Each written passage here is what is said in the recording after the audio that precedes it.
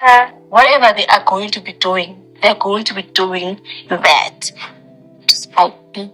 Why uVuyokazi eye waya eSun City ekubeni koba engasenaye umpumelelo? Umbuzo utsho bantase.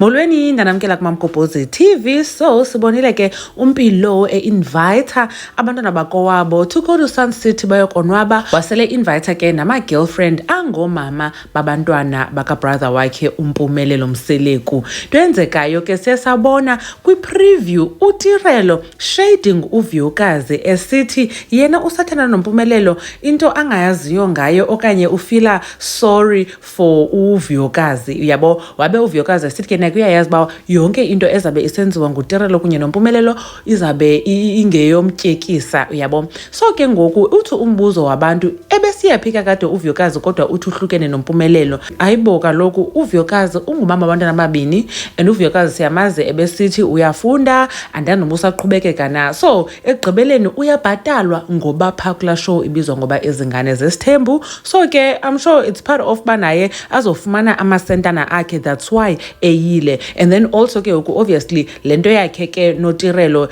ine drama phakathi, so iza kwenza noko ishow ibe nevavavuma. And ke ngoku umenyiwe nguMpilo khangathi ishow yoba kuzabe kuthandanwa. Uyabo so naye ke I'm sure akanangxaki kunye nabanye isiblings ezi. So lonto le mhlambi ke eye wavuma ukuya, and naye intombi uyafuna ba aflye abheke eSun City futhi ayokonwaba for free courtesy of uMpilo neshow.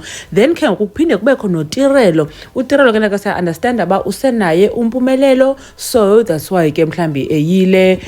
Naye same thing applies, akana ngxaki I'm sure nabantwana bakulo Mpumelelo, and bayazazi ngaphezulu bethuna uba they are shooting the show. Uyabo so ukungayi kwakhe ngoku might change izinto pha ku show le njengoba benchilo iyafunwa ivavavuma on the show. Khanitsho ke ninake uba nifila njani ngoVuyokazi uba eye eSun City, because bakhona abantu abathi akho nto wrong ngolento uVuyokazi eyile, kukhona abantu abathi wethu makhe aphume kule family uVuyokazi and move on with her life. Mamgobhozi uyanibona ke kwi video elandelayo.